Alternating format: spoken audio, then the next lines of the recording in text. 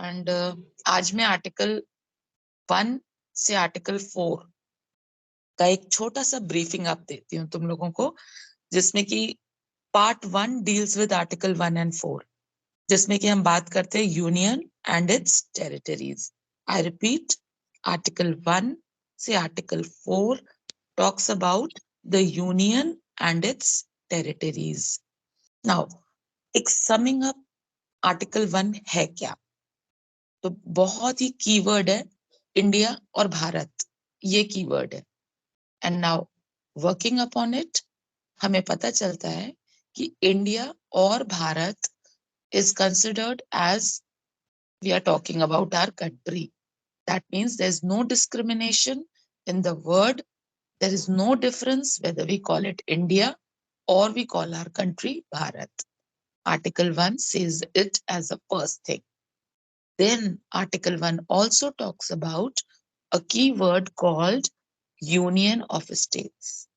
मतलब हमारा एक देश, एक पूरी entity combined of several states है.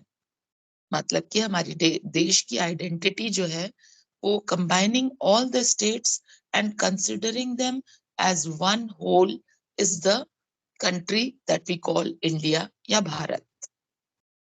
So the first word was India or Bharat. The second word, key word is Union of States. Union of States का अगर हम मतलब समझे तो it is telling very clearly that center, that means the central governance is stronger than any other government existing in the state. That means कल को कोई individual state अपने आप को supremacy में नहीं दिखा सकती है. It is the central government which has the complete and the strongest power. And its territories, the third keyword, the territories of India have been very specifically defined in saying Article 1 that it is a state with 29, it is a country which has states and union territories, and it specifies the number of states and union territories, at least at the time when the constitution was made. ठीक है? It talks about other acquired territories which are also mentioned in Article 2 and 3. Okay? So basically, Article 1 talks about India or Bharat. It talks about union of states where center is the strongest and the states are together combined and work as a common entity comprising and making our country. So this is Article 1. Okay? Now, Article 2.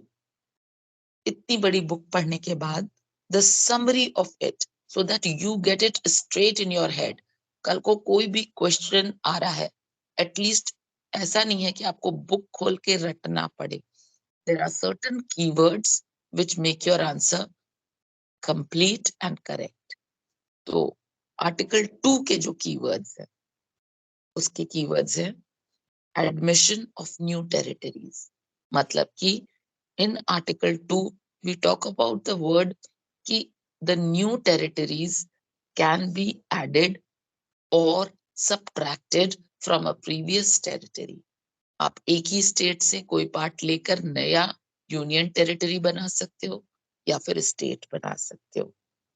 Union shall decide the boundary and name of new state that you are acquiring. Supposing earlier, when the constitution was made, it was the period when India was in the process of partition and the territorial boundaries were under disputes at certain points. कहीं कहीं पर देश की सीमाओं को लेकर के अनबन हो रही थी हमारे पड़ोसी देशों से, जिसमें कि basically when we say पड़ोसी देश, we talk about the neighboring country Pakistan. We talk of East Pakistan, which is now Bangladesh. ठीक है? We also talk to some extent about Afghanistan. Okay? So the key words of Article 2, they are admission of new territories. The moment we talk of admission, that means you are incorporating, you are adding up certain new territories to your present boundary, country's boundary. Then the second keyword is, it is in the hands of the union. That means the central government, which will decide the boundary and name of the new territory that you have acquired. तो जो boundary है कि इसमें कितनी सीमा है हमारी इस territory की, या इस प्रदेश का हम क्या नाम रखेंगे, ये कौन डिसाइड करता है? The union shall decide. And what is union? It is not just the ruling government who is in power जो ये decide कर लेगी. ऐसे तो जो पार्टी पावर में वही सब कुछ कर देगी. No, it is the parliament. And what is the parliament?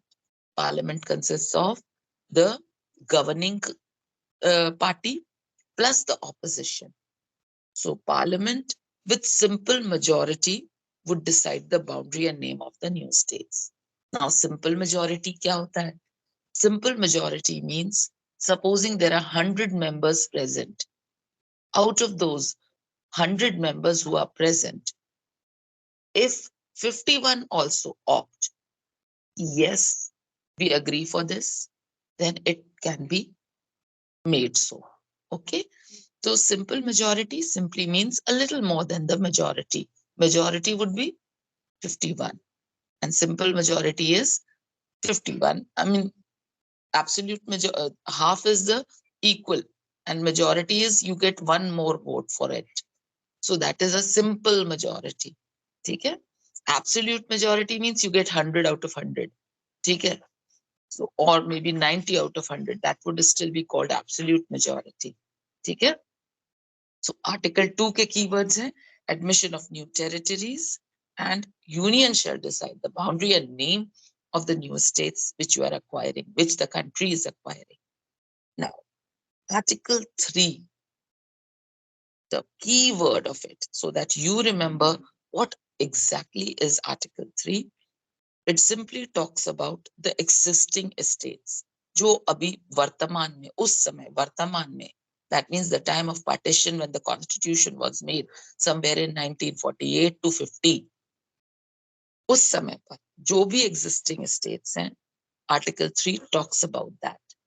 And it says that union shall decide the name and boundary of those states which are presently the part of the country. Clear? Article 2 was talking admission of new territories. That means the new territories which you are acquiring, uski bhi boundaries or naam unke haath mein hai, under the leadership of parliament. Article 3 talks about the existing states. So the key word here and in Article 2 are little different from each other. One says about the new territories, Article 2 says about it, and Article 3 says existing states. Okay?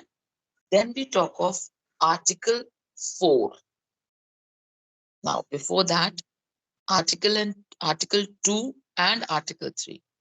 Whatever change of name and boundary is happening, that is not under constitutional amendment. Article 4 says that. कि जो भी आप Article 2 में boundaries बना रहे हैं या नाम उसका change कर रहे हैं, या Article 3 में जो existing states हैं, जिनके नाम और बाउंड्रीज आप सेटअप कर रहे हैं और चेंज कर रहे हैं, वो कॉन्स्टिट्यूशनल अमेंडमेंट के तहत नहीं आता है. कॉन्स्टिट्यूशनल अमेंडमेंट क्या होता है? जिसमें आपको पूरा लॉ बुक चेंज करनी पड़े. Constitution is a written document. उसके अमेंडमेंट के लिए आपको मेजॉरिटी ऑफ वोट्स चाहिए होते हैं. लेकिन ये जो चीजें हैं जो आर्टिकल 2 और आर्टिकल 3 में आई हैं, आर्टिकल 4 कहता है कि इन दो में जो भी चेंजेस कर रहे हैं, इट ओनली नीड्स 2/3 मेजॉरिटी इन लोकसभा. लोकसभा क्या होता है? लोअर हाउस होता है पार्लियामेंट का. लोअर हाउस क्या होता है? जिसको कि देश के लोग अपने वोट कास्ट करके इलेक्ट करते हैं, यानी कि रूलिंग गवर्नमेंट. ठीक है? वो 2/3 मेजॉरिटी से, यानी कि अगर 3 लोग प्रेजेंट है, उसमें से 2 लोग अगर कह रहे हैं कि हाँ ये होना चाहिए, तो वो 2/3 मेजॉरिटी है. ठीक है? उसी तरीके से if out of 90 people present in the parliament, in the Lok Sabha, in the lower house, if 60 are saying that ये होना चाहिए, तो इट इज डन। ठीक है, so now coming back again, article 4 के कीवर्ड्स क्या होंगे कि जो भी आर्टिकल 2 और 3 में मेंशन बाउंड्रीज और नाम हैं, उनको कॉन्स्टिट्यूशनल अमेंडमेंट की जरूरत नहीं है।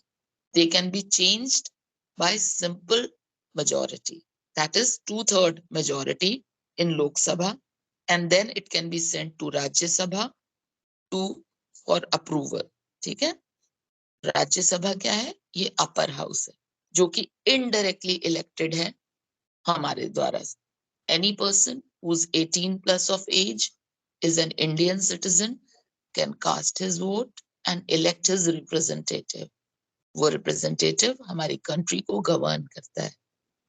जो रिप्रेजेंटेटिव्स हैं वो राज्यसभा के मेंबर्स इलेक्ट करते हैं। तो यानी कि राज्यसभा जो अपर हाउस है वो इनडायरेक्टली इलेक्टेड है हमसे, कॉमन पीपल से। देश के जो नागरिक हैं वो डायरेक्टली वोट नहीं करते हैं राज्यसभा के लिए। राज्यसभा का इलेक्शन इनडायरेक्ट इलेक्शन है, हमारे रिप्रेजेंटेटिव्स उन्हें राज्यसभा के मेंबर्स इलेक्ट करते हैं, वेयरएज लोकसभा के मेंबर्स हम खुद इलेक्ट करते हैं, हम खुद चूज करते हैं। तो this is what it is saying.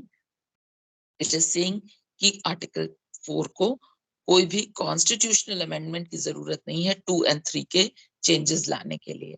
It only needs 2/3 of majority in Lok Sabha and then is sent to Rajya Sabha to for approval. Whereas to pass a basic law, वही जो constitutional amendment है उसका अगर कोई basic law हमें पास करना है, so we need simple majority which is equal to half members present at the time and voting. Clear? यानी कि अगर हमें सिंपल मेजोरिटी की जब हम बात कर रहे हैं, बेसिक लॉ जब चेंज करना होता है तो we need more, but simple majority को जब हमें चाहिए होता है तो simple majority just needs half members present at the time and voting। ठीक है, that is simple majority। Now we move on to part 2 of the constitution। part 2 of the constitution क्या है और कितना है? तो पहली बात, आर्टिकल 5 से आर्टिकल 11 जितना भी डीलिंग है उसमें, that comes for under part 2 of the constitution. And what does it talk about? Basically it talks about the citizenship. India के जो सिटीजन्स हैं, जो नागरिक हैं, उनके हक की बात करता है कि कौन हम कहेंगे कि ये देश के नागरिक हैं, इंडिया के सिटीजन्स हैं। So it talks about from Article 5 to Article 11, they talk about the citizenship of India. Now, it was in 1950, ठीक है, at the time of partition and the making of the Constitution of India, ठीक है। Presently, it is not used to decide the citizenship. मतलब जो अभी तक का article 5 में और 5 से 11 तक का की जो बातें थी, वो एक्चुअली बेसिकली डील कर रही थी आर्टिकल उस समय पे जब इंडिया पार्टीशन के फेज में था। लेकिन प्रेजेंटली अभी जो हम कर रहे हैं, अब हमारी डीलिंग सिटीजनशिप के लिए क्या है? Please remember the keyword again, it is under the citizenship act of 1955। I repeat, citizenship act of 1955, जिसमें कि बहुत क्लियरली, बहुत स्पेसिफिकली दिया गया है कि हम सिटीजनशिप इंडिया की कैसे गेन कर सकते हैं, पा सकते हैं उसको, और एट द सेम टाइम दूसरी क्लॉज दी गई है उसे कैसे लूज कर सकते हैं, कैसे गंवा सकते हैं इंडिया की सिटीजनशिप। तो जो आर्टिकल 5 और आर्टिकल 5 से article 11, they deal with the citizenship, and it was made during the time of partition, which is now not applicable to some extent. Why? Because Citizenship Act of 1955, it was passed in 1955 only. So that from there we started following the Citizenship Act, not these articles. Okay? But since they were there in the Constitution, we need to know about them. And as you were saying that your teacher started from Article 12, it is only because in the present day scenario, Article 5 से Article 11, they are not applicable to that extent. Why? Because they have been amended. And how have they been amended? They have been amended under under the Citizenship Act of 1955. ठीक है? Now, article 5 फटाक से एक बार हम उसका keyword देख लेते हैं, और क्योंकि ऐसा नहीं है कि वो इम्पोर्टेंट नहीं है, बट हाँ उसकी एप्लीकेबिलिटी आज की डेट में नहीं है. So let us just quickly know what Article 5 is. Article 5 is talking about the citizen who's born or has a domicile in India. पहले आर्टिकल 5 में वो लोगों का दिया गया था कि हर उस नागरिक को इंडिया की नागरिकता मिलेगी जो इंडिया में बॉर्न हुआ है या जो वहां पर रह रहा है 1947 से. ठीक है? स्पेसिफिकली आई थिंक 1 जुलाई 1947 से जो पहले बॉर्न हुए थे, शायद वो, I am not exactly sure about the date right now. ठीक है? तो आर्टिकल 5 इस तरीके से सिटीजनशिप बता देता था कि कौन इंडिया का सिटीजन है बाय बर्थ, ठीक है, और by living there. Then we talk of article 6. Now it was those who came from Pakistan to India, it was talking about those people. ठीक है? I repeat, Article 6 talks about the people who have come from Pakistan to India and have decided कि हम अब India में रहेंगे, तो उनको फिर इंडिया की नागरिकता दे दी गई. ठीक है? Then Article 7 is vice versa. इसका उल्टा है. क्या है? People who migrated to Pakistan but came back to India. वहां पे उनको समझ नहीं आया and they went there but they came back. So again it was Article 6 which was applied on them and worked accordingly. कि भाई इनको, क्योंकि they went there and they are now coming back to India from Pakistan, so Article 6 applied on them and they were given the citizenship at that time. I'm talking about the partition phase and 1950 तक का जब constitution was made. So 5, 6 and 7, they basically talk about the birth in India and the domicile in India, Article 5. Then Article 6, from Pakistan coming to India, they were given citizenship to become a part of India. Article 7, those who went from India to Pakistan and then they came back, they were given the citizenship of India. So these 5, 6 and 7, they are very correlative and easy to learn through these one-liners which I have given you just now. Then we talk of Article 8. People living overseas could acquire citizenship. अब ये एक नई चीज. बहुत से लोग पहले अपनी स्टडीज के लिए बाहर जाते थे और फिर वहां पर कभी ज्यादा पढ़ाई होने के कारण या पैसे ना होने के कारण काफी लंबे अरसे तक उसी देश के होके रह जाते थे. कोई कोई तो वापस भी नहीं आ पाता था. And there were no certain laws about those who went out. So Article 8 talked about that. People living overseas could acquire the citizenship. That means अगर आप देश से बाहर भी रह रहे हो, आपने इंडियन सिटीजनशिप नहीं गवाई है, अगर आप इंक्लाइंड हैं उसको पाने के लिए, अगर आपका मनी नहीं है, आप वहीं रह ही रहे हो, तो एक सर्टेन टाइम के बाद अगर आप नहीं लौटे हो तो आपकी इंडियन सिटीजनशिप रद्द हो जाती थी, खत्म हो जाती थी. But article 8 gave the provision कि ओवरसीज पे अगर आप पढ़ाई के लिए गए हो तो you can acquire the citizenship of India. Then we talk of Article 9. If an Indian citizen acquires the citizenship of other nation, then he loses the citizenship of India. अगर किसी इंडियन भारतीय नागरिक ने किसी और बाहरी देश की सिटीजनशिप अक्वायर कर ली है तो उसको इंडियन सिटीजनशिप गिव अप करनी पड़ेगी. He or she will no longer be the citizen of India. ठीक है? एक इस समय पर एक वर्ड आता है डुअल सिटीजनशिप. डुअल सिटीजनशिप होता है, कुछ देशों में डुअल सिटीजनशिप दी जाती है. That means you can be a citizen of this country and that country also. But in India, we do not have the concept of having two citizenships or more. Only one citizenship is permissible in India. तो उसके तहत अगर आपने कोई दूसरे देश की citizenship पाली है या ले ली है तो आपको इंडियन सिटीजनशिप भारत की नागरिकता को छोड़ना पड़ेगा. This comes under Article 9. Then the summary of Article 10. How your rights would continue as a citizenship and as a citizen of India. That is being talked in Article 10. I repeat, Article 10 talks about कि आपके क्या rights होंगे और वो क्या continue रहेंगे once you are a citizen of India. So the keywords of Article 10 are how your rights would continue as a citizen of India. This article talks about that. Then comes Article 11.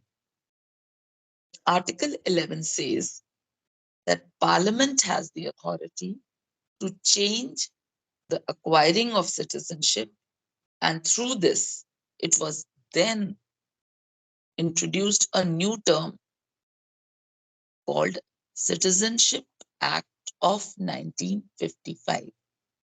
It was in this act that many changes were made, and the prior changes, that means from Article 5 to Article 11, they were only applicable for partition time.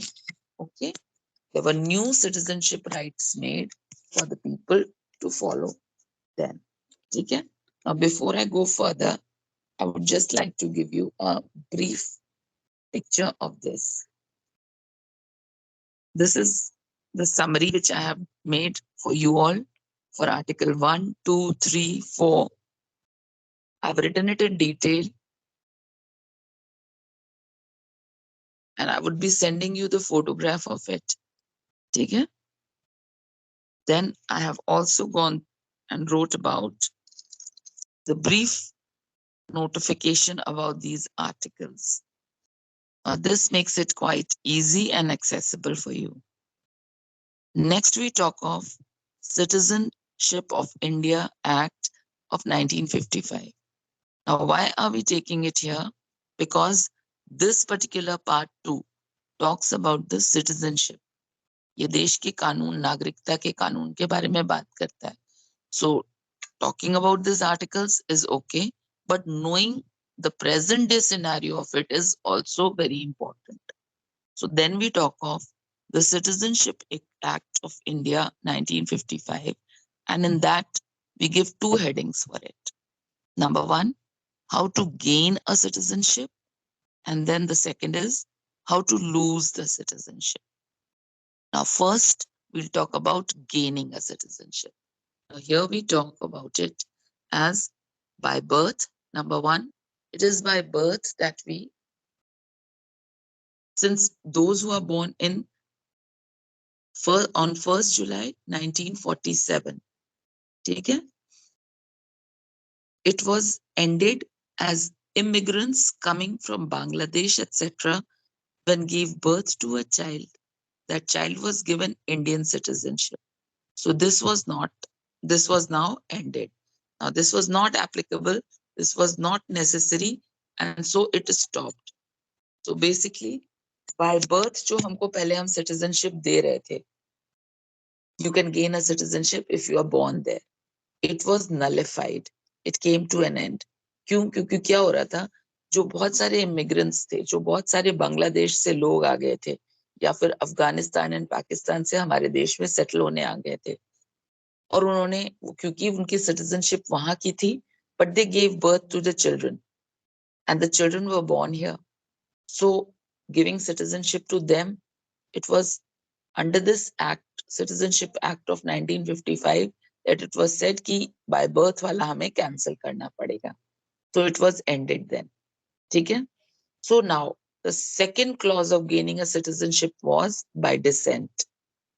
Now by descent it means if either mother or father is an Indian citizen, then the child would be Indian citizen if they get registered within 1 year. अगर 1 साल के अंदर उन्होंने अपने registration करा लिया उस child के बर्थ का, तो उस बच्चे को वो देंगे इंडियन सिटीजनशिप, अन्यथा नहीं देंगे.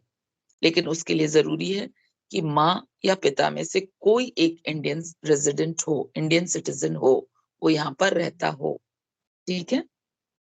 देन थर्ड वाज नेचुरलाइजेशन और फिर रजिस्ट्रेशन। अब नेचुरलाइजेशन का क्या मतलब है? One has to be residing in India for a period of time from 12 years, within 15 years।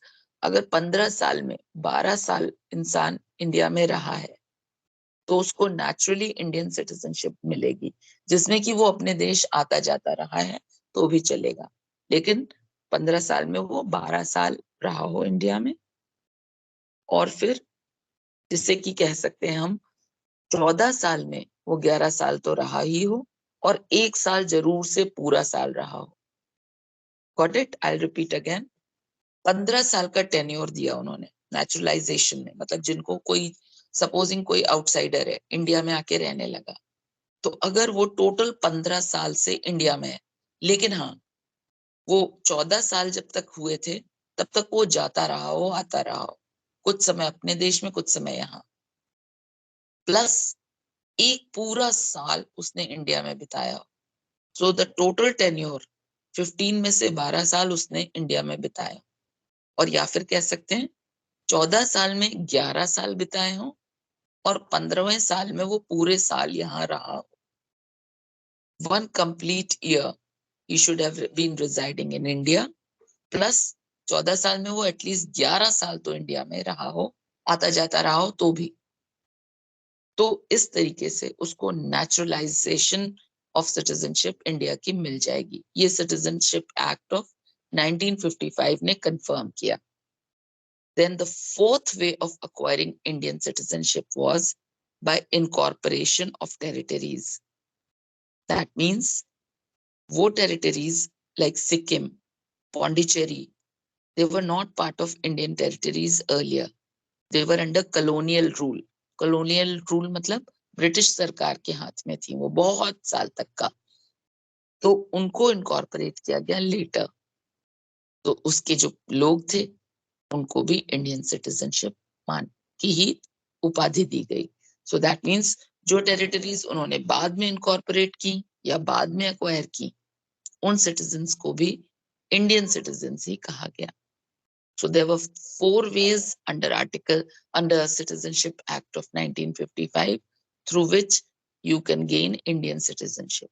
First was by birth, जिसको कि बाद में खत्म किया गया क्योंकि there were immigrants who were coming and acquiring by giving birth to their children here, और उनको इंडियन सिटीजनशिप मिली जा रही थी, तो इसको कैंसिल किया गया। Second was by descent, mother या फादर में से कोई भी एक इंडियन सिटीजन है तो मिलेगी citizenship. Third was naturalization. That means out of 14 years, 11 years you should have been living in India and 1 complete year living in India, then you can get. Fourth was registration, or you can say naturalization oblique registration. Registration simply means you should get registered. And how will you get registered?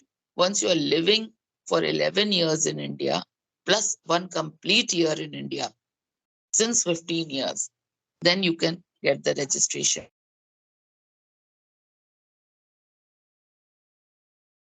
Sorry. Next. Then by incorporation of territories. That means you have incorporated a certain territory. So now it has become your part, your country's part. So those people are Indians.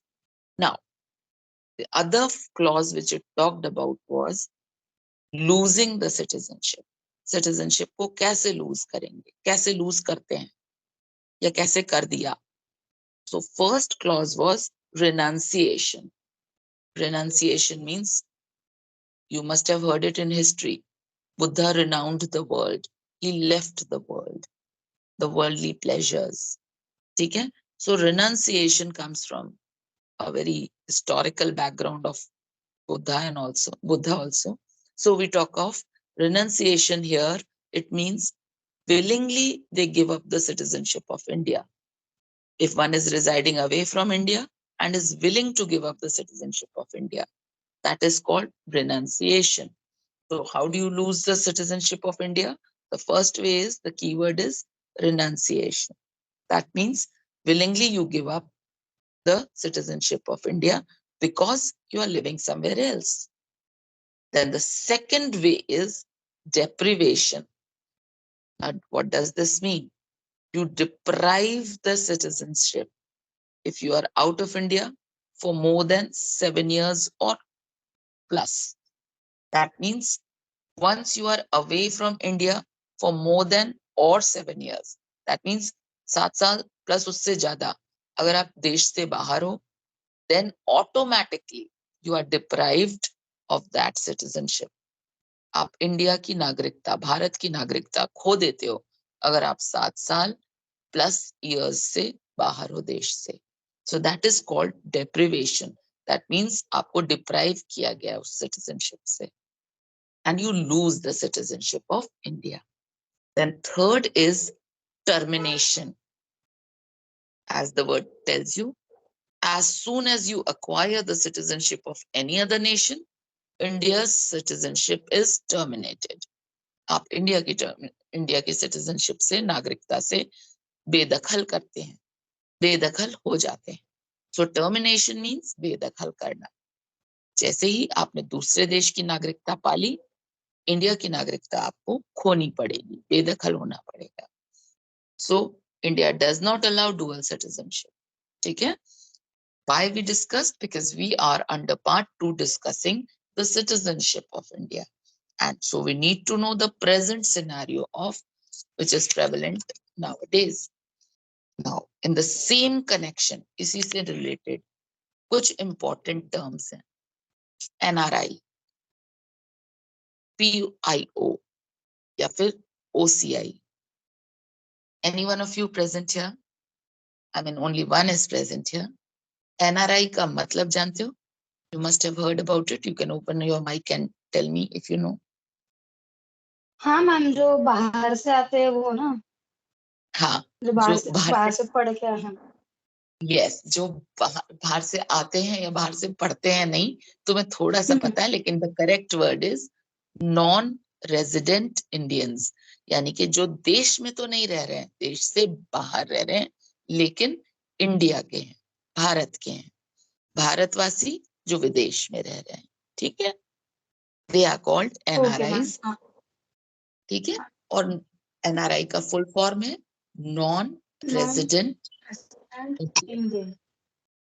हाँ, अब इनका वो सुन लो. तो ये कुछ important terms हैं. जब हम इंडियन सिटीजनशिप की बात कर रहे हैं तो ये कुछ इंपॉर्टेंट टर्म्स हमारे को जानना बहुत जरूरी है.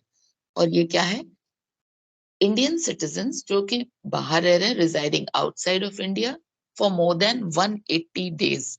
Now the keyword here is 180 days. 180 दिन यानी कि इक्वल टू 6 मंथ, 6 महीने. ठीक है? तो अब जैसे कुछ बच्चे हैं वो एजुकेशन के लिए बाहर गए, तो 6 महीने तो यूं ही बीत जाएंगे.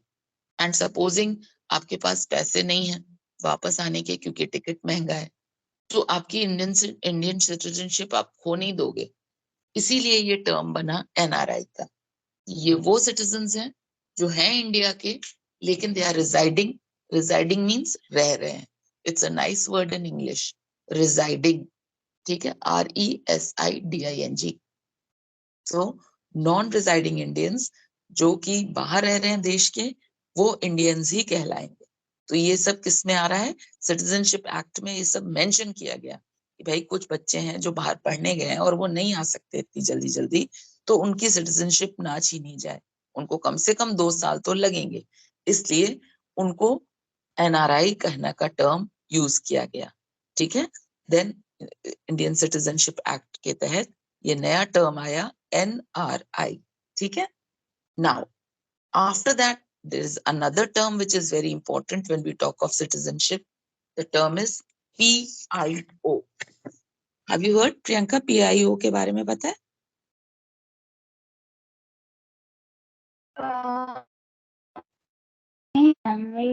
कोई बात. Very good. कोई to being honest is more important. ठीक है? क्योंकि जब आप ये कहते हो ना नहीं पता, तब आप ऑटोमेटिकली अभी तक जो कर रहे होते हो थोड़ा अलर्ट हो जाते हो कि जो नहीं पता है और हमारे लिए जरूरी है, तो चलो पता कर लेते हैं. So here comes another word, PIO, which means person of Indian origin. Now, persons जिनके ग्रेट ग्रैंडफादर्स या ग्रैंड पेरेंट्स जो कि इंडियन थे विल बी कॉल्ड PIO, चाहे वो बाहर ही क्यों ना रह रहे हो, पर्सन ऑफ इंडियन ओरिजिन। ठीक है, अगर आपके ग्रेट ग्रैंडफादर्स इंडिया में रिजाइड कर रहे हैं तो PIO लगेगा आपके लिए, that means person of Indian origin. इससे एक बड़ी ही इंटरेस्टिंग बात याद आई, आई डोंट नो अगर आपको पता हो, Ruskin bond, famous English writer, Indian. Ruskin Bond, he was from England. He came during the British time. But since his parents and grandparents were already living here, मतलब उस जमाने में जब Britishers आए थे, उस समय पर रस्किन बॉन्ड के पापा and दादी बाबा and all those grandparents, they came to India and they settled here. So when Ruskin Bond was born, he was given the title that he is PIO. That means person who's of Indian origin. वो भले English था, though his forefathers, his genealogy, जो पुराने उसके और अगर देखा जाए तो वो इंग्लैंड का था, लेकिन क्योंकि वो और उसके ग्रैंड पेरेंट्स यहाँ इंडिया में ही रहे थे तो उसको PIO मिला। ठीक है, he was given the citizenship of India because he had his origin, his parents were from India, so the person of Indian origin, he was given that. ठीक है, then they also talk about it if your spouse, that means अगर आपका husband and wife में से कोई एक PIO है यानी कि person of Indian origin है, तो it has that person gets the citizenship of India. लेकिन अब presently it has merged with OCI. अब ये OCI क्या है? OCI is a new term which has replaced, या कह सकते हैं कि merge कर दिया गया PIO को OCI से। OCI मतलब Overseas Citizens of India. Now one person should be pure Indian in the case of the spouses to become PIO. ठीक है, अगर पर्सन ऑफ इंडियन ओरिजिन, मान लो उसका father he is a Indian, तो उसकी wife को भी पर्सन ऑफ इंडियन ओरिजिन माना जाएगा, उसके बच्चों को भी पर्सन ऑफ इंडियन ओरिजिन माना जाएगा। लेकिन gradually person of Indian origin यानी कि PIO को मर्ज कर दिया गया OCI में। तो OCI का मतलब है ओवरसीज सिटीजन ऑफ इंडिया, यानी कि once the citizens of India, they were once a citizen of India, so they do not lose the citizenship of India. Then came a term by Dual Citizenship Act of 2003. Now 2003 में एक नया act आया जिसमें कहा गया dual citizenship, लेकिन India में dual citizenship है नहीं, तो इसका मतलब ये नहीं है कि उन्होंने दो सिटीजनशिप दे दी गई है, नो। उसके तहत कुछ प्रिविलेजेस दिए गए वो उन लोगों को जो इंडिया से बाहर रह रहे हैं, overseas citizenship citizen of India, OCI, जो लोग OCI हैं यानी कि दूर देश में रह रहे हैं, उनको कुछ प्राविधान, कुछ फैसिलिटीज दे दी गई। किसके तहत दे दी गई? डुअल सिटीजनशिप एक्ट ऑफ 2003 के तहत। अब क्या दिया गया उनको? OCI कार्ड दिया गया, मतलब कि overseas citizenship citizen of India का कार्ड दिया गया, जिसमें कि उनको कहा गया कि they are free to visit India whenever they want to, उनका वीजा फ्री कर दिया गया। But they can not vote, वो आ सकते हैं इंडिया, घूम सकते हैं, जा सकते हैं इंडिया में, थोड़े दिन रुक सकते हैं, बट यहाँ पे अगर इलेक्शंस चल रहे हैं तो वो ये नहीं कह सकते कि नहीं नहीं हम तो इंडियन थे तो हम भी वोट करेंगे, no. They cannot vote, they cannot take part in the activities of the governance in India. Then 2015 में, अभी बहुत recently, PIO, person of Indian origin, इसको जो है merge कर दिया गया है OCI से। ये लेटेस्ट जानकारी दे रही हूँ मैं तुम लोगों को, जिससे कि ये इम्पोर्टेंट है। ठीक है, आपके सिटीजन्स के जो भी राइट्स हैं, ड्यूटीज हैं, उन सब के अंडर में जो आर्टिकल्स हैं, उनके लिए ये लेटेस्ट डेवलपमेंट बहुत जरूरी है जानना।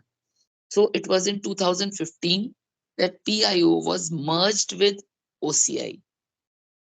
ठीक है? I will just show you a brief description of this again. Now these are the important terms. NRI, which talks about non-resident Indians. PIO, that means person of Indian origin, जो कि उसके great grandfathers अगर PIO हैं तो उनको भी मिला था. But gradually in 2015, it was replaced by OCI. That means Overseas Citizenship of India. उसमें merge कर दिया गया PIO को. And now a Dual Citizenship Act of 2003 says that you can visit India. The people of OCI, that means Overseas Citizen of India, can visit India, but they cannot take active part in the governance of the country. ठीक है? अब इन्हीं से related Indian citizenship जो article 5 से 11 में जिनकी बात हो रही है, हमने उसमें से उठाया था अमेंडमेंट सिटीजनशिप एक्ट ऑफ 1955. अब हम बात करेंगे वेरियस अमेंडमेंट्स की. अमेंडमेंट्स क्या होते हैं? संशोधन, यानी कि जो सुधार किए गए. ठीक है? ओवर द इयर्स जो सिटीजनशिप एक्ट के सुधार हुए, उनको हमने क्या क्या अमेंडमेंट्स हुए. सिटीजनशिप एक्ट जो कि 1955 में था, इम्प्लाई किया गया था, अप्लाई किया गया था, उसमें ओवर द इयर्स कुछ कुछ सुधार हुए. We will talk about them. In 1986, first amendment was made, और उसमें क्या किया गया था? Citizenship by birth was limited to 1st July 1987. That means we are talking about this. इसमें सुधार किया गया. क्यों? क्योंकि हर एक को मिली जा रही थी. लोग आते थे माइग्रेशन करके, और इसके बाद अगर यहाँ उनका बच्चे का बर्थ हो गया तो दे गॉट द सिटीजनशिप. इसलिए 1986 में इसका सुधार किया गया और कहा गया कि बर्थ से citizenship by birth will be limited to 1st July 1987. जो उस समय में इंडिया में थे उनको ही इंडियन सिटीजन माना जाएगा, अन्यथा नहीं माना जाएगा. देन 1992 में नेक्स्ट अमेंडमेंट लाया गया जिसमें कहा गया earlier if by descent if your father was an Indian citizen you got that, but अब father या mother जिसका भी descent है उसको भी मिलेगा. That means पहले कहा जाता था कि अगर आपके पापा या फादर इंडियन ओरिजिन के हैं तो आपको सिटीजनशिप ऑफ इंडिया मिलेगी. लेकिन 1992 में सिटीजनशिप एक्ट ऑफ 1955 का अमेंडमेंट किया गया और उसमें कहा गया फादर या मदर दोनों में से कोई भी अगर इंडियन सिटीजन था तो बच्चे को डिसेंट के थ्रू इंडियन सिटीजनशिप मिलेगी. देन कम्स 2003 जिसमें कि क्या किया गया? डुअल सिटीजनशिप एक्ट आया जिसमें कि they started making OCI cards जिसमें कि ones who were once Indian citizens but have lost their citizenship of India can get OCI card and they can use that OCI card to visit India. Though they cannot cast vote here, but they are free to visit India. ठीक है? Then in 2015, again one amendment was made in which here we talk about merging of PIO with OCI. See, I told you here. ठीक है ना? So it was this amendment which got this act done. ठीक है? Then in 2016, it is the Citizenship Amendment Bill and we call it Bill. 2016 का जो changes लाना था वो अभी bill के ही form में पड़ा है. It has not become an act. Now, how a bill becomes an act, I hope you know. Yeah, if you don't know, I'll tell you. Now they are telling you कि जब तक आप एक particular आपने कोई चीज रखी parliament के आगे, जब तक वो अप्रूव नहीं होता है और प्रेसिडेंट उसको साइन नहीं कर देता है तब तक वो बिल कहलाता है. Once it is signed and approved, then it becomes an act. ठीक है? तो अभी ये सिटीजनशिप अमेंडमेंट का ये एक्ट अभी हुआ नहीं है. अमेंडमेंट अभी 2016 में जो ये चाह रहे थे ये भी बिल के ही फॉर्म में पड़ा है. It has not been passed to become an act. So we are calling it bill. ठीक है? Now, अगर आपको उसके लेटेस्ट जानने हैं तो आपको सिंपली उसके जो पॉइंटर्स हैं वो कुछ इस प्रकार हैं। 2016 में basically it is dealing with the news in Assam. If you get in touch with the basic news of what is happening in Assam, you will come to know. So 2016 में ये 3 points लाए गए। जो 11 years of naturalization था, मतलब कि मैंने बताया था ना 14 years में आप 11 साल इंडिया में रहे हो और 1 साल जरूर रहे हो, दैट मीन्स 15 में 12 लेकिन 14 में 11 years तो रहे हो, ठीक है। उसको रिड्यूस करके 6 years करने की मांग की गई है। 14 years में अगर आप 6 साल इंडिया में रहें तो आपको नेचुरलाइजेशन मिल जाएगा, सिटीजनशिप मिल जाएगी नेचुरलाइजेशन के तहत, ठीक है। सो ये अभी अमेंडमेंट के लिए बोला गया है, बट अभी ये बिल बन नहीं पाया है क्योंकि अभी इस पे डिबेट चल रही है।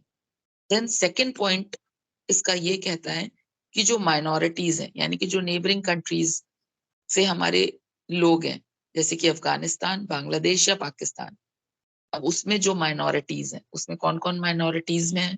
अफगानिस्तान, पाकिस्तान और बांग्लादेश में ऑब्वियसली मुस्लिम्स तो माइनॉरिटीज में नहीं है, तो कौन कौन माइनॉरिटी में है? जैसे कि बुद्धिस्ट हैं, जैन्स हैं, हिंदूज हैं, ये सिख हैं, ये सब माइनॉरिटी में है। तो if they want to become a part of India, उनको इंडियन सिटीजनशिप देने का प्राविधान किया गया है, ठीक है। सो सेकंड क्लॉज ये था उनका। अभी 2016 का ये भी पास नहीं हुआ है क्योंकि अभी ये बिल ही है, एक्ट नहीं बना है। देन थर्ड पॉइंट इसमें ये था कि if you break any law, कोई भी आपने कानून तोड़ा है तो आपका ओसीआई कार्ड वो कैंसिल हो जाएगा। अगर आपने कोई भी लॉ वायलेट किया है तो आपका ओसीआई कार्ड खत्म हो जाएगा। ओसीआई कार्ड क्या है? Overseas citizen of India card, जिसके तहत आप इंडिया विजिट कर सकते हैं, वो कैंसिल कर दिया जाएगा, ठीक है। सो लेकिन अभी ये क्योंकि ये बिल ही है, क्योंकि अभी इस पर प्रॉपर वर्किंग नहीं हो पाई है, ठीक है। Now I just stop here for just